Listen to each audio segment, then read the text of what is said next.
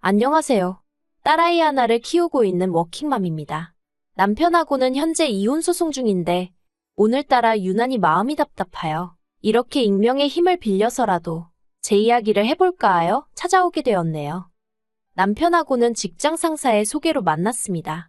당시 상사가 저를 좋게 본 건지 제가 먼저 남자친구니어내니 그런 말은 꺼내지도 않았는데 자기가 아는 사람 중에 정말 괜찮은 사람이 있다며 지금의 남편을 소개해 주었죠.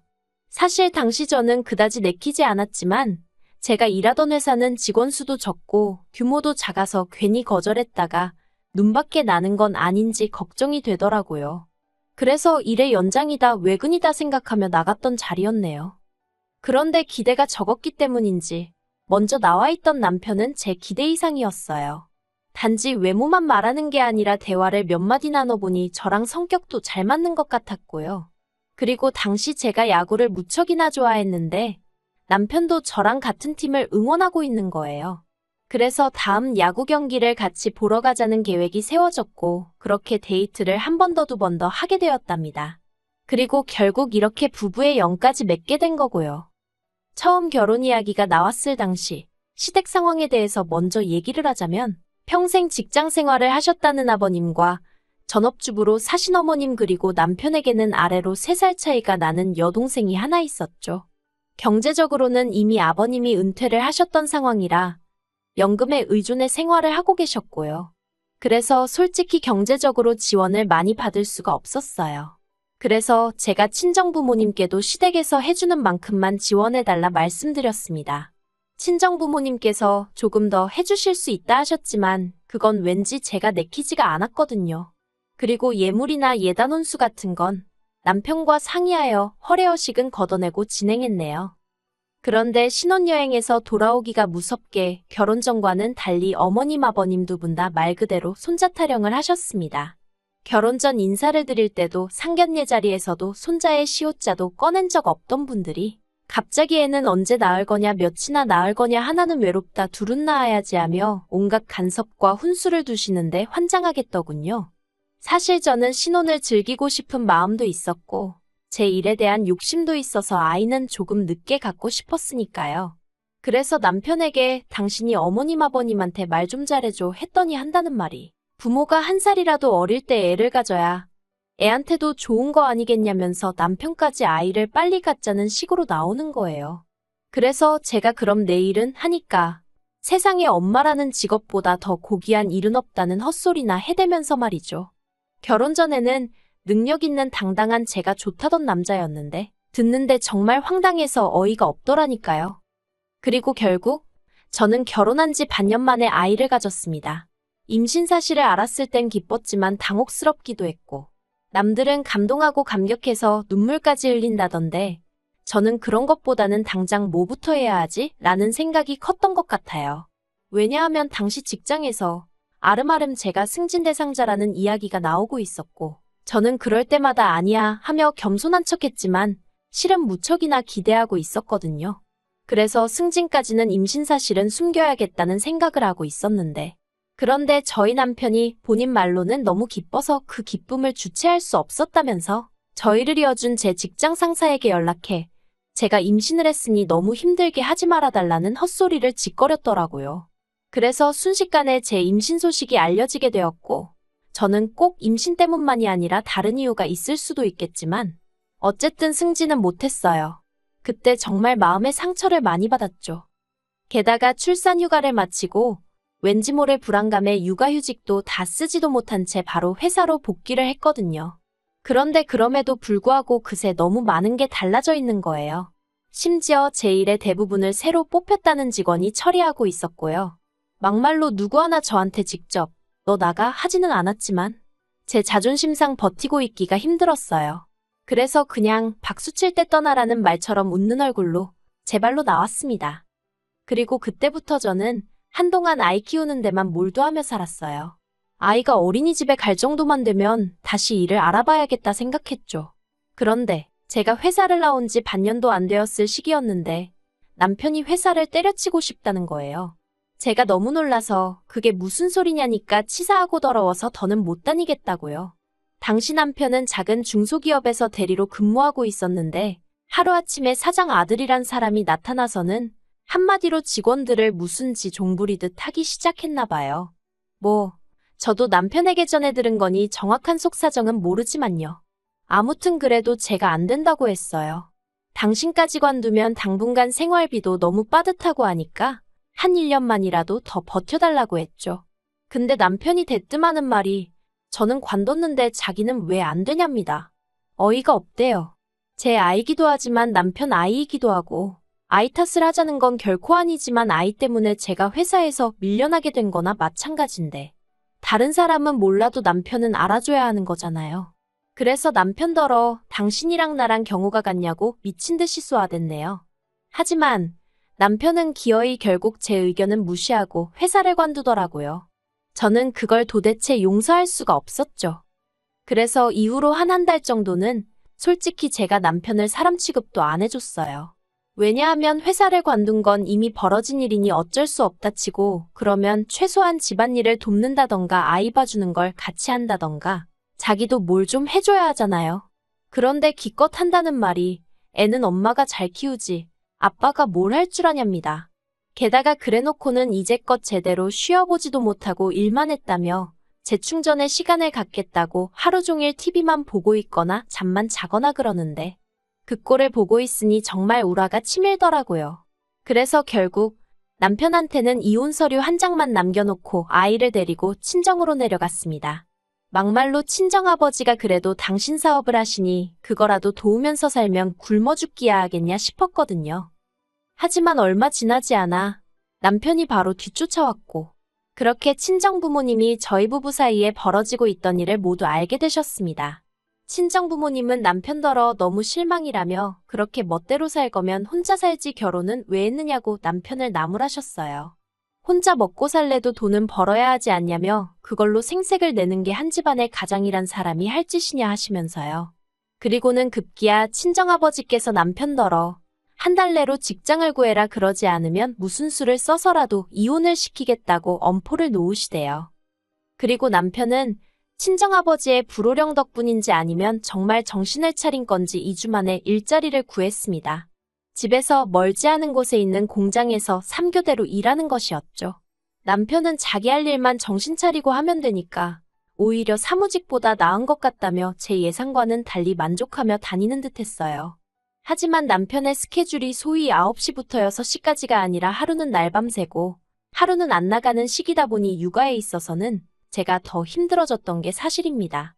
그래도 모든 게 제 입맛에 맞을 수는 없다고 생각하고 어떻게든 좋은 쪽으로 생각하려고 했죠. 그리고 어느덧 아이가 3살이 되던 시기에 대학교 때부터 친하게 지내던 언니한테 연락이 왔어요. 언니가 요새 어떻게 지내냐, 어디 다니는 데는 있냐 그런 걸 묻더니 혹시 집에서도 할 수 있는 일인데 한번 해볼 거냐고 묻더라고요. 그리고 들어보니 제가 전에 직장에서 하던 일하고 비슷한 일인 거예요. 그래서 당연히 하겠다고 했죠. 그래서 내친 김에 아이는 어린이집에 보내기 시작했고 저는 저대로 재택근무로 일을 시작했네요. 그리고 그때부터 저희 가족에게도 나름의 안정된 시기가 찾아온 듯 했습니다. 1년 후에는 살던 집을 팔고 대출을 조금 받아서 이사도 했어요. 원래 살던 동네를 벗어난 건 아니었지만 빌라에서 나름 브랜드 아파트로 이사를 했으니 저는 나름대로 이 정도면 남부럽지 않게 살고 있는 거 아닌가 하는 생각까지 했죠. 그런데 그 무렵 전혀 예상치 못한 소식을 듣게 되었습니다. 신우가 재혼을 하기로 했다는 거예요. 사실 신우는 남편과 제가 결혼할 때 이미 이혼을 한 상황이었어요. 비록 남편보다 나이는 어렸지만 대학을 졸업하기가 무섭게 바로 시집을 갔다가 남자 쪽이 너무 무능해서 아이만 데리고 나왔다고 들었네요. 이후로 시댁에서 시부모님과 함께 살았고요. 그리고 신우에 대한 제 감정은 좋을 것도 나쁠 것도 없었습니다. 같은 여자로서 젊은 나이에 혼자 애 키우고 사는 걸 보니 안쓰럽기도 했고 또 남편 여동생이기도 했으니까 딱한 마음도 있었고요. 하지만 그렇다고 신우가 성격이 언니하며 살가운 편도 아니었고 저 또한 쉽게 곁을 내주는 타입도 아니다 보니 서로 특별한 감정을 가질 이유가 없었달까요? 하지만 그런 제 기분과는 별개로 어쨌든 신우가 좋은 짝을 만나 결혼을 하기로 했다니 참으로 다행이다 싶대요. 그런데 어머님께서 하시는 말씀이 그 남자 쪽은 초혼이고 신우는 재혼인데 거기다 애까지 딸렸지 않냐면서 그래서 뭐라도 좀 해서 보낼까 하신다는 겁니다. 그리고 제가 거기다 대고 이러쿵저러쿵 할 말이 없었죠. 제가 남자 쪽 부모라도 신우의 상황이 부담스러운 건 사실이었으니까요. 그래서 뭘 해서 보내신단 거냐고 물었더니 일단 집을 팔고 이사를 하실 거래요. 두 분이 사시는데 불편하지 않은 정도로요. 그래서 저는 속으로 돈을 해주려고 그러시는구나 싶었습니다. 그리고 불현듯 제가 남편과 결혼할 때가 떠올랐어요. 우리 때는 얼마 안 해주셨는데 신우는 초혼도 아니고 재혼인데 얼마나 해주시려는 걸까 하는 좀 유치하고 한심한 생각이 들대요. 하지만 뭐 어머님 재산이고 어머님한테 신우가 어쨌든 아픈 손가락인 걸 알고 있었으니 그런 쓸데없는 소리는 당연히 안 했죠. 그런데 어머님이 이어 말씀하시기를 문제는 시조카를 데리고 살려면 못해도 방이 2개는 있는 집으로 이사를 해야 하는데 그런 집은 매물이 많지도 않고 그리고 사실 시조카를 봐주시는 게 이제 힘에 부친다면서 그리고 이때 저는 왜 나한테 이런 말씀을 하시는 거지 싶으면서 설마 싶고 불안하더라고요. 그리고 노래가사처럼 슬픈 예감은 틀리지가 않았어요.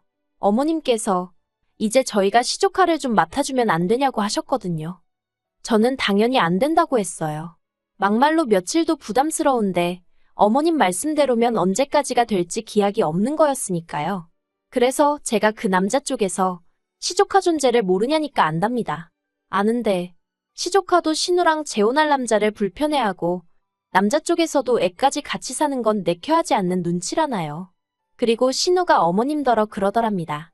과거는 있고 다른 여자들처럼 알콩달콩 신혼도 즐겨보고 싶고 그렇다고요. 아니 아무리 그래도 그렇지 과거를 잊는 건 그렇다 쳐도 애를 어디 남의 집에다 맡길 생각을 해가면서 신혼 타령인 건지 이해가 안 되는 거예요. 그래서 어머님더러 신우 마음도 모르는 건 아니지만 저는 시조카를 봐줄 형편도 상황도 안 된다고 죄송하다고 했네요. 그러자 어머님께서는 너무 서운하다 하시더니 네 언니네 애들은 툭하면 놀러를 온다면서 그러는 거 아니랍니다. 황당했어요. 언니네 애들은 고등학생으로 딱 2번 놀러 왔었는데 그건 제가 사는 지역에 바닷가가 있거든요. 그래서 바다 구경한답시고 며칠 있다 간 게 전부인데 애들이 다 커서 제 손이 갈 필요가 없었어요. 밥도 자기들끼리 계란 후라이 하나에서 먹고 오히려 제가 피곤해 보이면 자기들이 나서서 청소도 하고 저희 애도 봐주고 솔직히 힘들긴커녕 도움을 받았는걸요. 하지만 시조카는 달라요. 어머님을 따라 몇 번 저희 집에 온 적이 있는데 일단 정말 손이 많이 갑니다. 입이 짧아서 냉장고에 한 번 들어간 반찬은 안 먹고요. 지 손으로 옷 하나 빨아입을 줄도 모르면서 그렇게 하얀 옷만 찾아댄단 어머님의 하소연도 한두 번 들은 게 아니에요.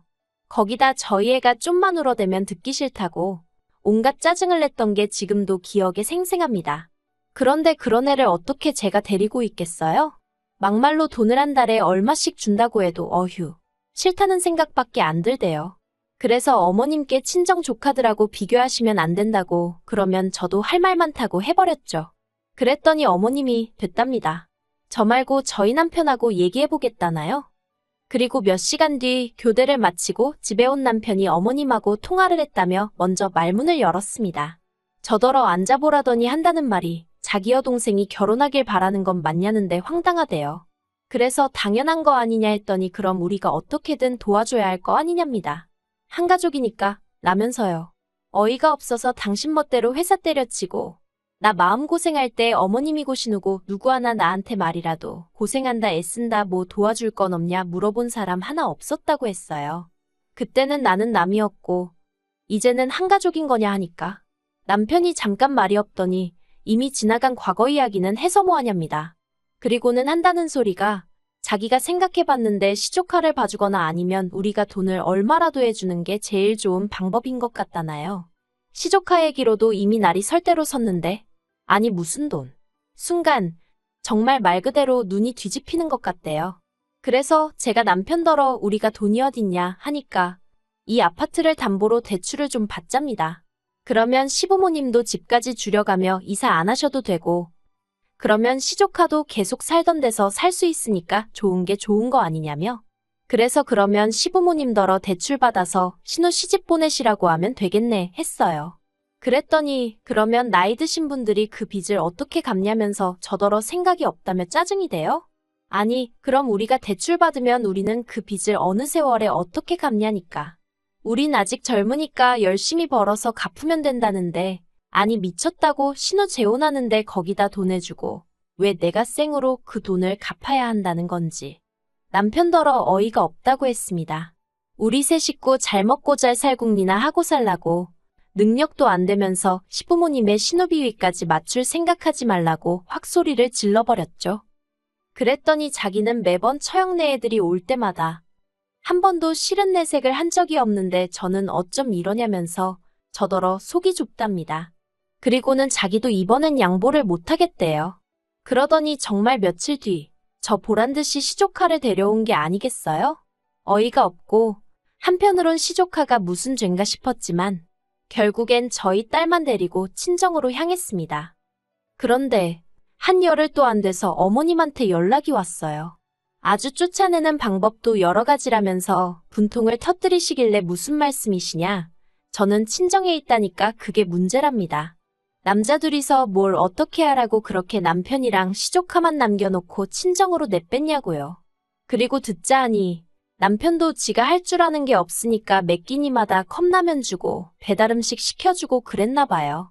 빨래도 그렇게 세탁기 사용법을 알려주고 또 알려줘도 귀등으로도 안 듣더니 한마디로 뭐 아무것도 안 챙겨주고 못 해줬던 모양이죠? 애가 불편해서 못 있겠다고 할머니 댁으로 가겠다 하더랍니다. 그리고 그제서야 남편도 시조카도 갔으니 저더러 돌아오라고 연락이 왔어요. 자기가 생각이 짧았다면서? 그런데 저는 솔직히 친정에 가 있는 동안 생각이 많이 정리가 되었거든요. 남편이 없어도 생활비가 조금 빠듯할 뿐이지 어디서도 빈자리가 느껴지지 않았달까요? 그래서 남편더러 나는 돌아가고 싶지 않다 했습니다. 그냥 이렇게 지내는 게 좋다. 이혼하고 싶다 솔직히 말했죠. 당신이 내 인생에 별 도움이 되는 것 같지도 않고 애도 아빠를 안 찾더라고요. 그랬더니 남편이 갑자기 무슨 말이냐면서 이혼이 애들 장난이냐 어쩌냐 하는데 그렇게 생각하는 사람이 와이프가 죽어도 싫다는데 기어이 시조카를 데려오냐 했어요. 그리고는 이혼 서류 보낼 테니 도장이나 찍어달라고. 안 그러면 소송 걸겠다 했네요. 그리고 남편이 도장 안 찍어주대요. 자긴 죽어도 이혼 못한다고요. 그래서 소송 시작했어요. 앞으로 얼마나 긴 싸움이 될지 누구도 장담할 수 없다지만 저 지치지 않으려고요. 와이프 알기를 모같이 아는 인간하고 저는 하루도 한 이불 덮고 살 생각 없습니다.